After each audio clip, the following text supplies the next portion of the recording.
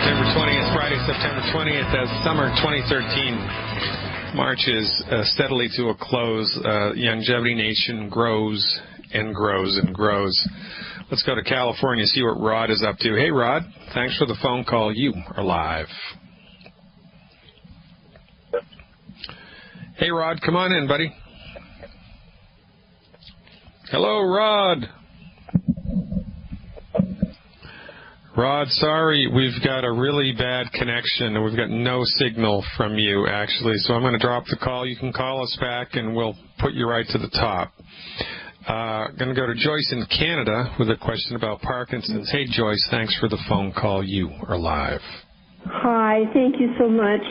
I've got longevity products that just came in today, and I'm trying to get my husband on a Parkinson type regime for him. And you had recommended that 12 eggs per day, and I'm working on that. The only thing, and we wanted it to be like runny, so the less cooked, I guess, the better for the nutrition.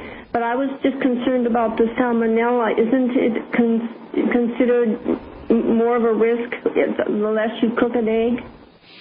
That's a really great question, Joyce. Really, really good question. And this is a cultural myth.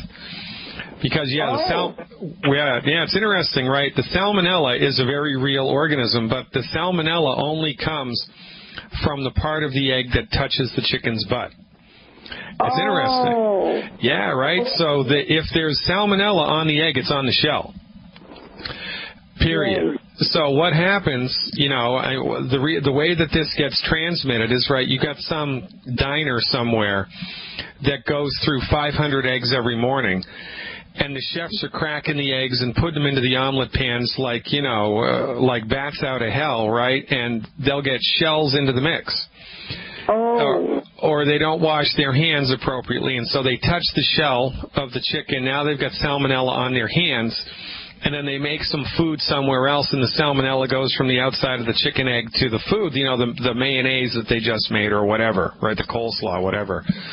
So that's how it is, and that's a great, great, great question. So one way that you can avoid this is by putting a tablespoon of bleach, a teaspoon of bleach into a quart of water, and rinsing or just letting the eggs sit in that when you get them, at the store. The bleach will kill any microorganisms on the outside of the shell. Then you take the eggs out of the bleach solution, dry them, and then use the eggs, and there's no problem whatsoever. So the cholesterol that we're trying to secure is in the yolk of the egg. And if you cook the egg too much, the cholesterol becomes degraded, and it's of no longer any use to the body. Now, the easiest way to see this is, as I'm sure you've seen in your life, if you hard-boil an egg too much, if you cook an egg too long in the shell, when you open it up and cut it down the middle, the yolk, which should be a nice yellow color, turns gray or turns green, or has a gray or a green ring around it. Yeah. When that happens, the cholesterol's gone. There's still protein and other nutrients that are in the egg, but the cholesterol's gone. You cooked it right out. And so so that's the deal here. Now, there is a way, but I don't know what it is, to hard boil an egg so that the yolk remains bright yellow. If you can figure out how to hard boil an egg so the yolk is bright yellow, you can eat as many hard-boiled eggs as you want as part of the 12 eggs a day program. Otherwise, you have to eat the egg soft scrambled in butter, so it's not runny, but it's not all dried out and rubbery like an omelet. It still has moisture to it. Poached or soft boiled. And the best way to soft boil an egg is to bring water in a saucepan to a boil. And once the water's at a rolling boil, you put the eggs in it and start a timer for 7 minutes. If you cook an egg for 7 minutes in already boiling water, and then you take it out at the 7-minute mark, rinse it under cold water immediately, and then take the shell off of it, that virtually assures a beautifully soft-boiled egg. It's 7 minutes at a rolling boil, okay? Okay. And let's not overlook the obvious, right? So we need more cholesterol here, because the idea is the central nervous system is made from cholesterol, so that's what we're trying to optimize. Butter goes wonderfully well with eggs. I mean, soft-boiled eggs with butter and salt, a little cayenne pepper, I mean, that's like heaven. No kidding. So don't be afraid of butter, and you can cook with butter in a fry pan as long as it's on low heat, because if the butter starts to smoke or if the butter starts to turn brown instead of, golden yellow in the fry pan, that's when the oil in the butter, the fat in the butter has gone bad. It's now it's become a trans fat. But if you cook it in a fry pan under low heat and the butter doesn't burn or turn brown, then you can cook it whatever you want in a fry pan in butter. Mm-hmm. And so we're good to go with that. So it's interesting about the salmonella, though, isn't it? Yeah, it is. That's really helpful to know that. Thank you so much. Yeah, you're welcome, Joyce, and best of luck up there in Canada. By the way, at the end of this month, God willing, I'm going to be doing a 4-day tour, lecture tour. We're going to start in Edmonton, then we'll go to Camrose, then we're going to go to Calgary, and then we're going to end up in Red Deer, I believe, or maybe Red Deer and then Calgary. You can check out those details at my website, fireyourmdnow.com. What part of Canada do you live in, Joyce? It's Coaldale, which is outside of Lethbridge. So it's actually fairly close to Calgary. Oh, it is. All right, great. Yeah, it's 2.5 hours from Calgary. Oh, yeah, very good. So are you towards Banff, or are you the other way? I'm the other way. The other way. Yeah, I'd love to get up to Lake Louise. Have you ever been there? Yes, it is gorgeous. Yeah, is it? What do you think is the best time of the year to go there? Probably right now, because then it's not so hot. Yeah, it's not so hot. Yeah, and I bet the fall colors must be happening up there right around this time right now. Yeah, sure. That would be so incredible. Yeah. All right, Joyce, you're the greatest. Keep up the good work. Maybe I'll see you live and in person when I'm rolling through. Yeah, I hope so. That'd be wonderful.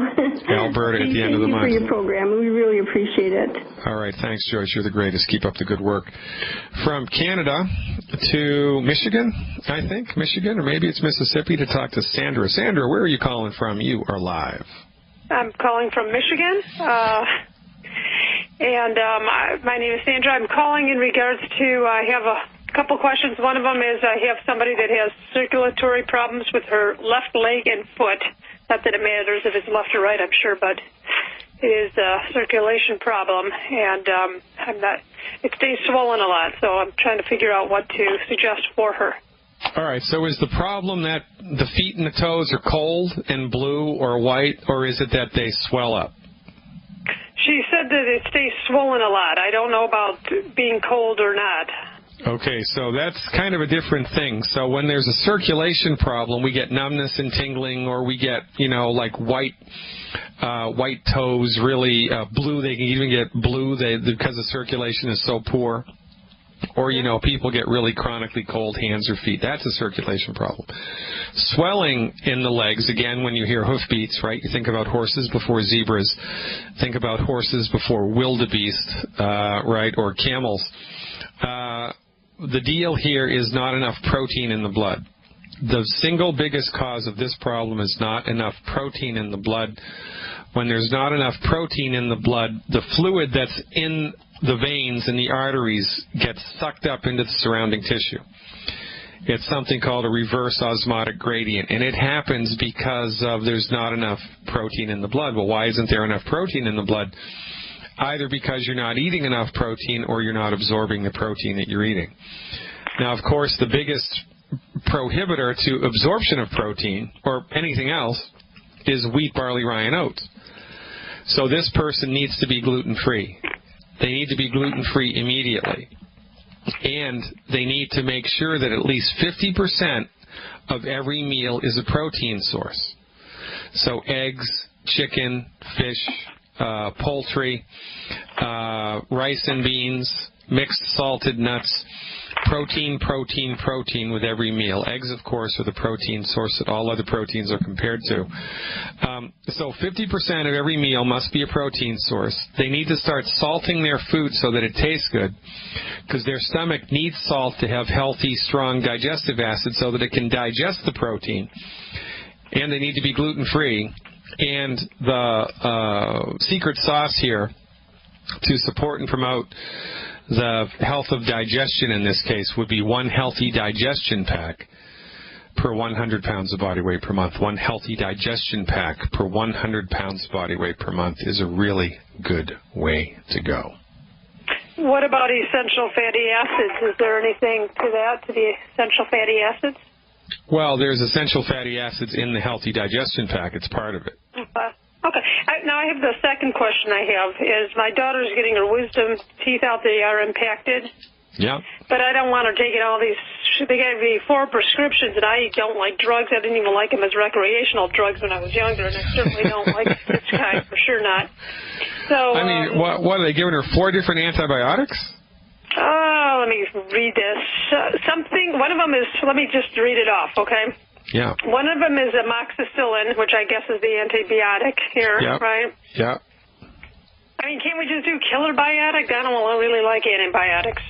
Yeah, you can do killer biotic. I mean, it all depends on the intensity and the amount of the surgery that they're going to do and the girl's just general overall health. But amoxicillin for a couple of days, pre and post wisdom tooth extraction, which can be kind of not a major surgery, but it's a trauma to the body, that can help to prevent heart disease later in life. So I'd rather roll the dice in favor of amoxicillin and put her on a nutritional support program to undo the negative effects of the amoxicillin, which is very easy to do.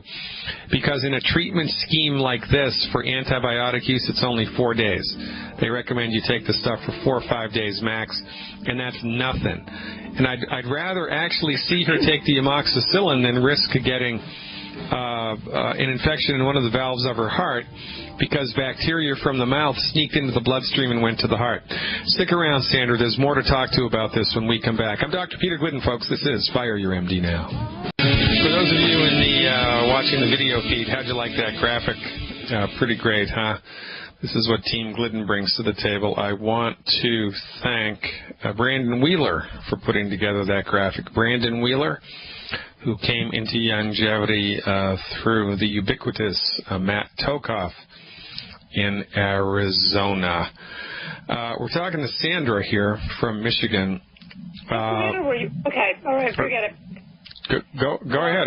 We're back live. Yeah, I have somebody else that he's a very ill person. I'm trying to get him to call on your show. So, okay, the second prescription was for Motrin, for the pain. Is there another solution there? Well, it all depends on how intense the pain is. No, there's not a lot of... No, the answer is no. However, there's a homeopathic medicine that this person can take before and after the surgery that may cut down on the pain a great deal.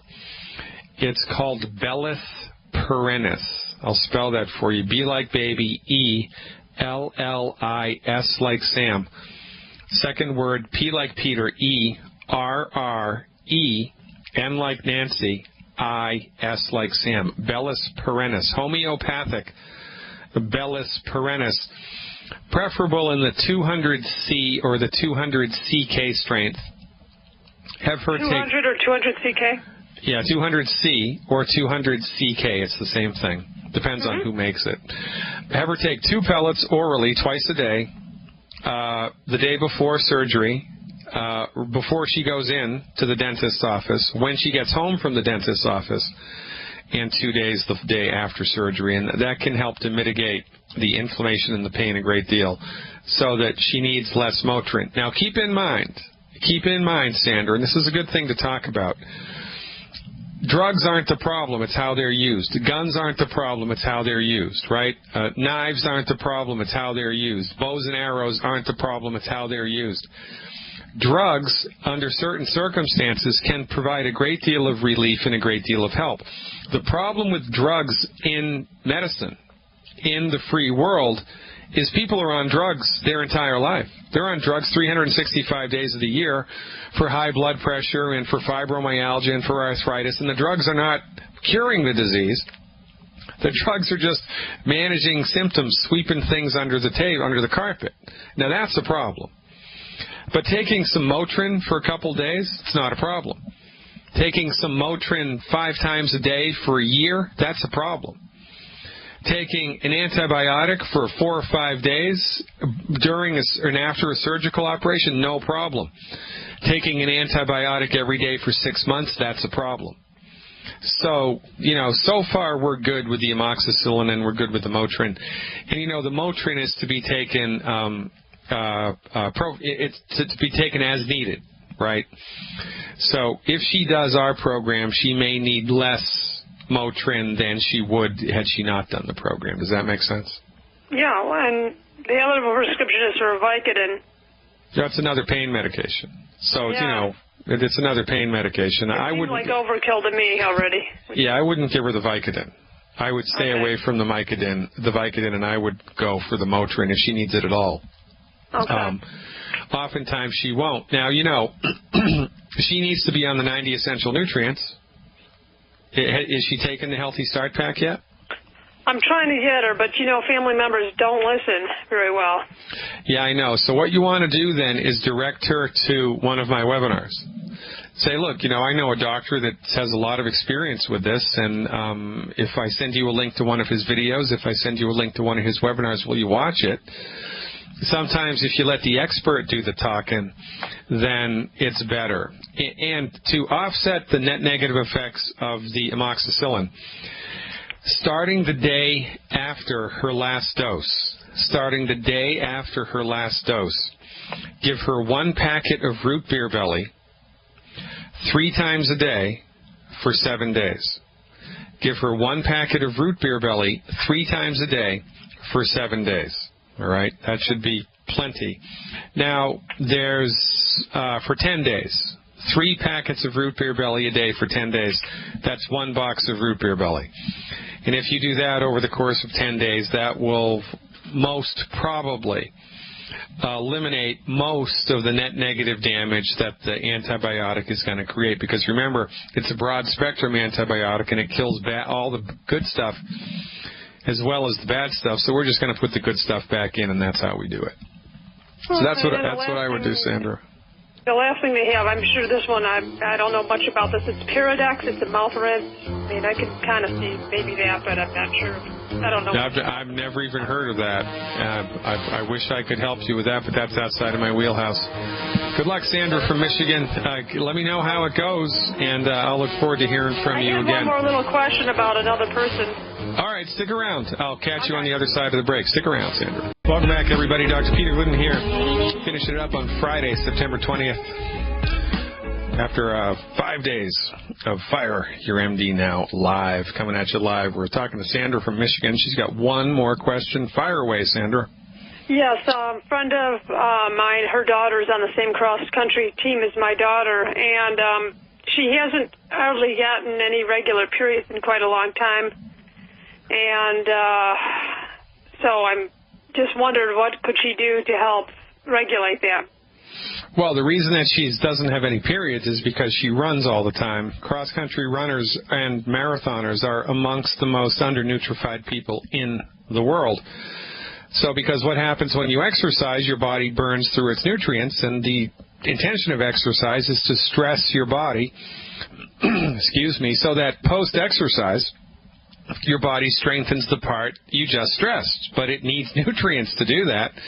You don't have enough nutrients in your body in the first place, and now you exercise, you burn right through your reserves, and so then things start to break, and in her case, it's her reproductive system that's broken. And let me tell you something, when the reproductive system breaks, that's a big bad voodoo daddy, because that is a very resilient part of the body. It takes a lot to screw up the reproductive system, especially in a woman. It takes a lot to do that, to get it to shut down. So this kid is in trouble and needs number one, to stop carbo loading, or if they do carbo load, they need to do it with gluten-free grains, not whole grains, gluten-free grains only. And one healthy athlete pack. I think it's called the healthy athlete pack or the healthy exercise pack. Can't remember which one. It's one or the other. Per 100 pounds of body weight per month. Go one of those per month, because that has the rebound FX in it, in addition to the 90 essential nutrients and selenium. So that's what she needs. And once she needs to be eating eggs every day, because she needs cholesterol in order to support and promote hormonal function. Now, this is what my webinar last night was about. All sex hormones, all stress hormones, whether you're a man or a woman, are made from cholesterol. So when we start to have hormonal problems, physiological problems related to hormones, we need to give the body the stuff that the hormones are made from, which is cholesterol, plus the 90 essential nutrients. So check it out. It's called the Healthy Body Athletic Pack 2.0. The item number is 10259. Athletes need more than 90 essential nutrients for optimal health. They need healthy bones and joints and access to quick, continuous energy. And that's what they get in the Healthy Body Athletic Pack 2.0. That's item number 10259. Plus, no gluten. Plus, eat lots of eggs. Sandra, you're doing a great crack-up job there in Michigan. I appreciate what you're doing in spreading our message to as many people as will listen. And listen, one of the ways that you can make your efforts more effective is to tell people this. Listen, I know a doctor who says you don't have to suffer with that. If I send you a link to this webinar, will you watch it?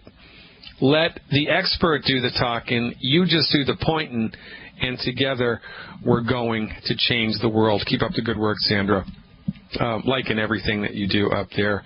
Going back to Indiana now to talk to Ada about digestive issues. Hey, Ada, thanks for the phone call. You are live. Thank you. I have a problem. I had part of my intestine taken out about 20 years ago, and I still have digestion system. Ouch. And I can't eat corn, nothing, no grains, and no nothing like that. They get in my pocket, and it caused my side to hurt real bad. Yeah, so that surgery didn't take care of the root cause of your problem. No, it didn't. Yeah, so you know what the root cause of your problem is? You're eating food that you think is healthy, but it's not, and every time you eat it, it's hurting your digestive tract. Right. Mm-hmm. Yeah, so you need to eliminate the 10 bad foods. Are you familiar with that list? Do you know what that list is? No, I don't think so. Okay, so do you have, can you go on the Internet? Do you have Internet access? Do you know how to do that? Yes. All right, so please visit my website, fireyourmdnow.com. It's probably the same place you went to listen to this show, fireyourmdnow.com.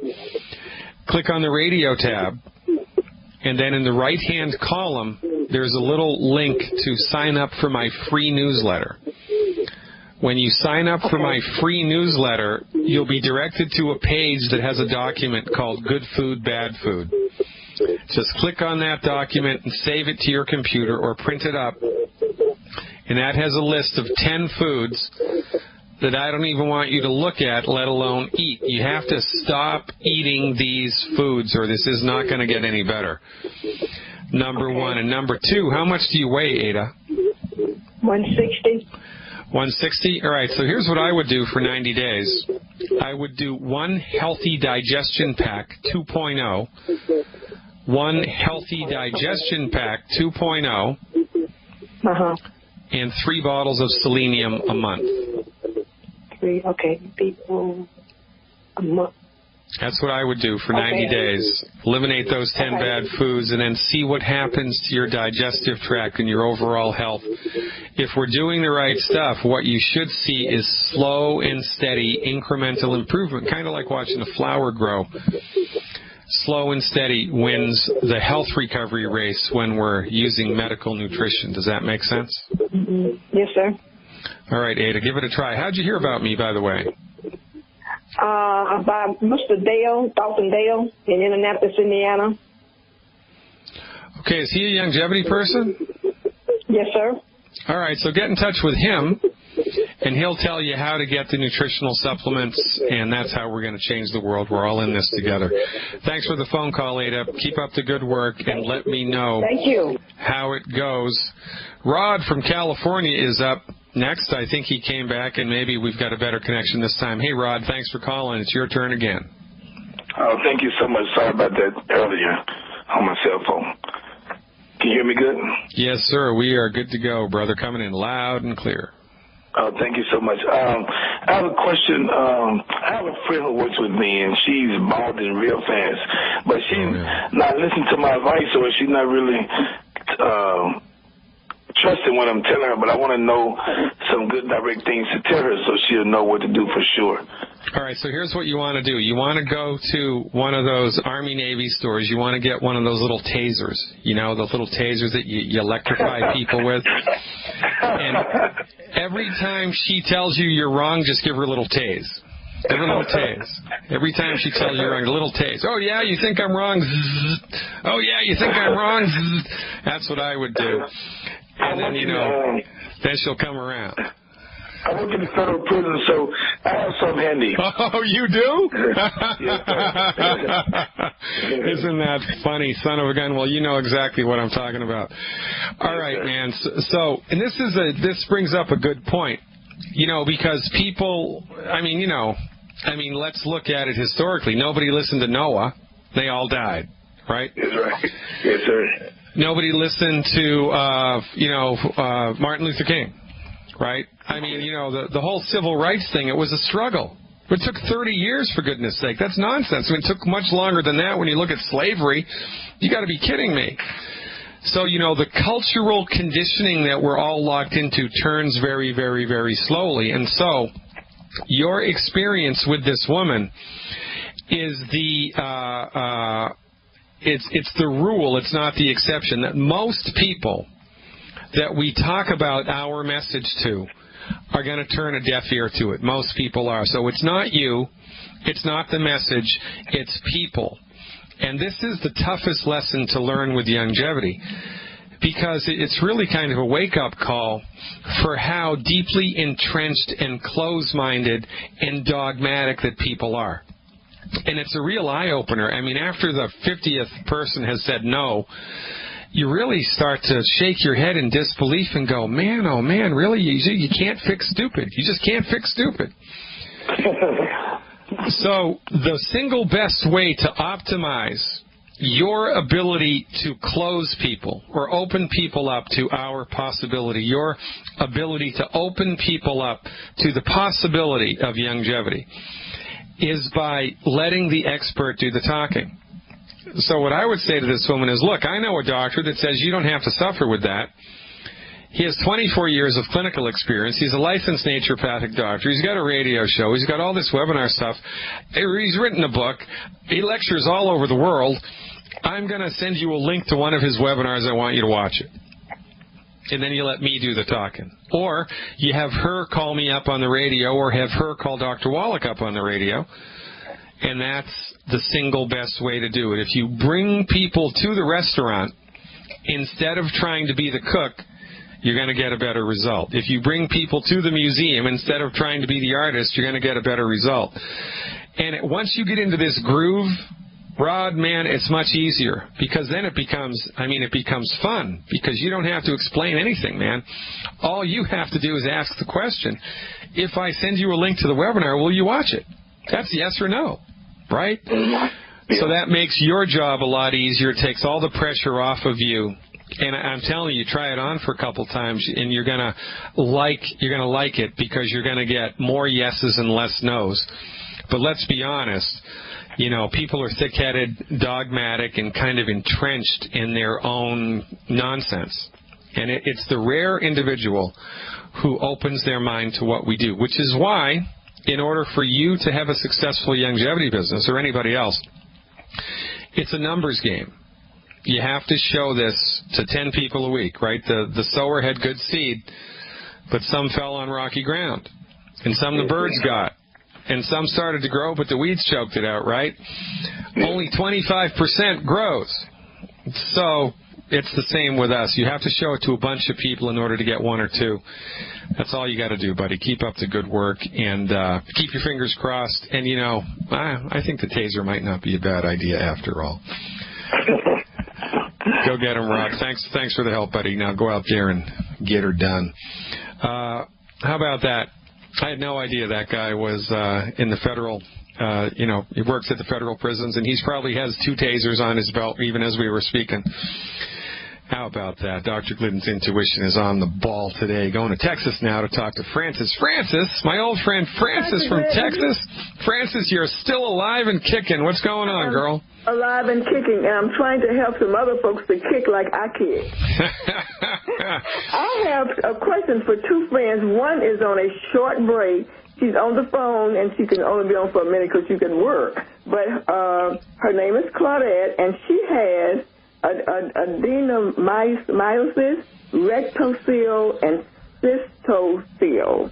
Adenomyosis, rectocele, and a cystocele. All right, put her on. Okay, Claudette, are you there?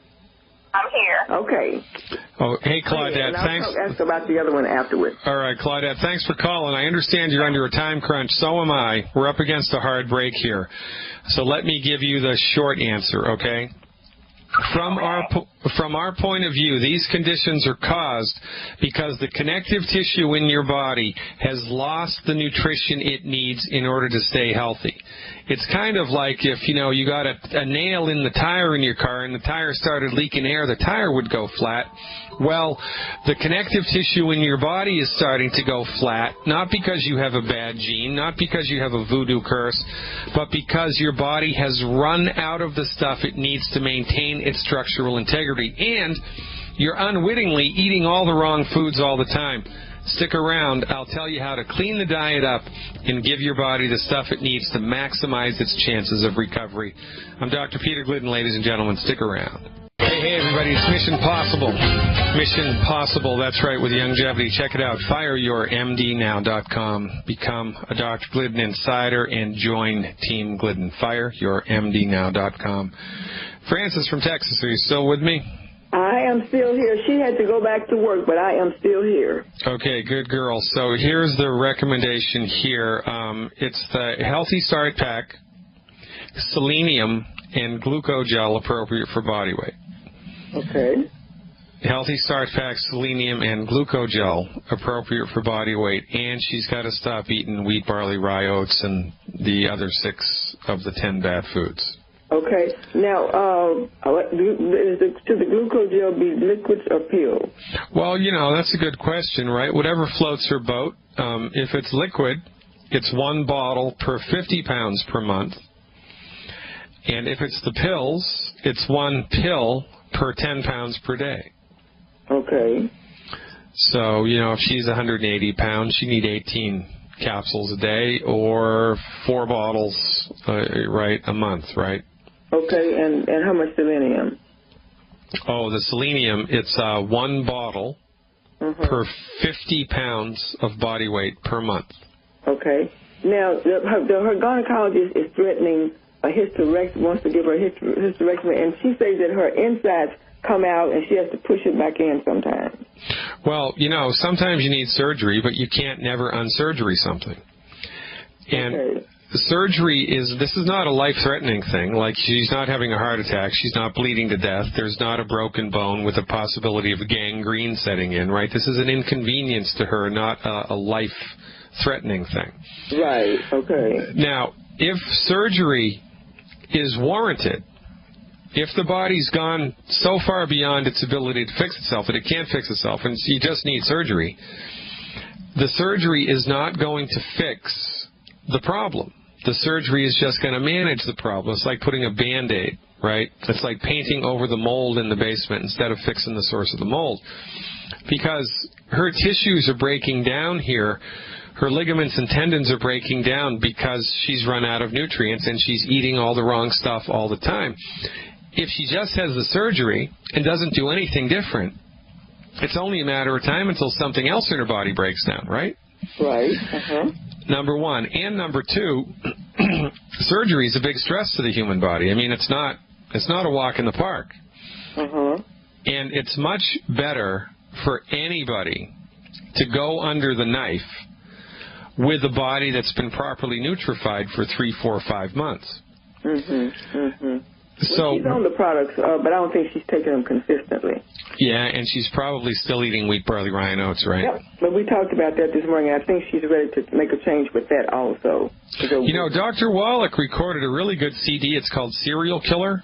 And it talks about why wheat, barley, rye, and oats is bad. I also have a little video on YouTube. It's called Against the Grain.